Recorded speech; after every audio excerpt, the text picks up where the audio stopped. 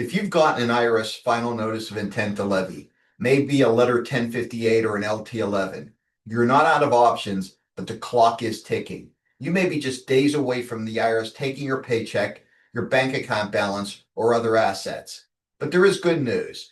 That final notice of intent to levy gives you one of the most powerful rights to someone who owes taxes to the IRS, and that's a collection due process hearing or CDP hearing. That right can be a lifesaver. Hi, I'm Bob Jablonsky, an enrolled agent and certified tax resolution specialist. I help taxpayers nationwide solve IRS problems. In the next few minutes, I'll explain what a CDP hearing is, what it can do for you, and how to request one. So what is a CDP hearing? A CDP hearing is your chance to have an independent IRS Appeals Officer review your case before the IRS moves forward with levies or other enforcement actions. They're an IRS employee, but they're independent of collections. When you request a CDP hearing on time, the IRS, by law, generally must stop levy action while appeals reviews whether the IRS followed the rules, looks at whether the amount they're trying to collect is correct, and consider whether there's a more reasonable way to collect the amount due based on your own unique situation. It's usually done by phone, and it's a critical opportunity to put everything on the table. So here's the part most people don't realize. You only have 30 days from the date on your final notice of intent to levy to request a CDP hearing. You'd be surprised at how many people walk into my office when that time has already elapsed, and they just don't realize what they've missed.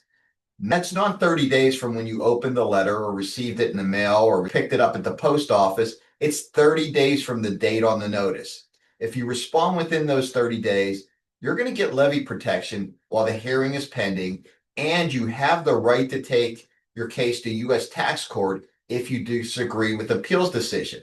Now, if you miss that 30-day window, you may still be able to request what's called an equivalent hearing.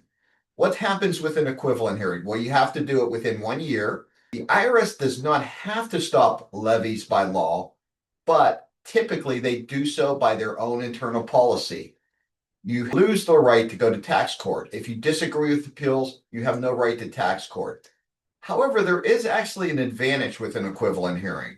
When you request a CDP hearing, the 10-year collection statute that the IRS has to collect the tax, it stops, and it doesn't pick up until after that CDP hearing is over. With an equivalent hearing, the 10-year statute continues to run. So you actually have an advantage there with an equivalent hearing. The important thing here is remember the date on your notice is not just a suggestion. It's a hard deadline and you need to act accordingly. So what can you ask for in a CDP hearing? What you don't want to do is go to the IRS and say, please don't levy me. I don't want to be levied. No one wants to be levied. So that's not going to help you. What you can do is you can ask for a specific resolution option. For example, you can ask for an installment agreement or a monthly payment plan. Maybe you're going to be put in currently not collectible. You just don't have enough income to cover your basic living expenses. Or perhaps you're going to request an offer in compromise where you may settle your debt if that's something you qualify for. In some cases, you may challenge the underlying tax. Maybe they're levying me, but there's another Bob Jablonsky who actually owes the tax, or the amount of tax they're trying to collect from me is not correct.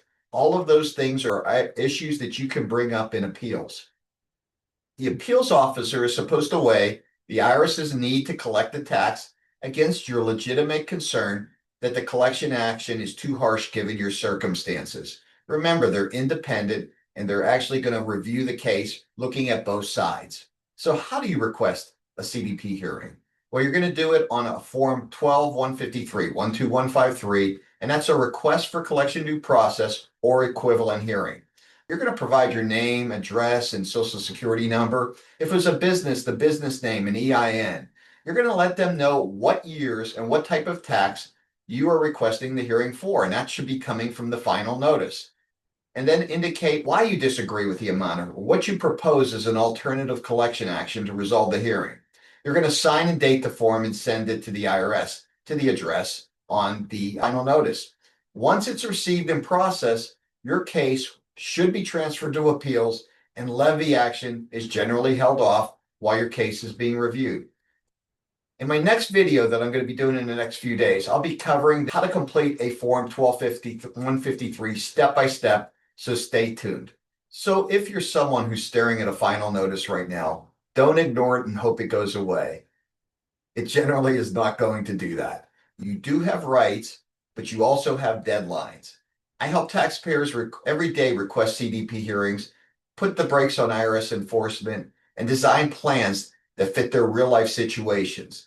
If you'd like help, whether it's reviewing your notice or requesting a CDP hearing or just figuring out the best resolution option for your case, give me a call at 972-821-1991 or use the link in the description below to schedule a free consultation, and we'll walk through your options together, come up with a plan, and see if I'm a good fit to help you.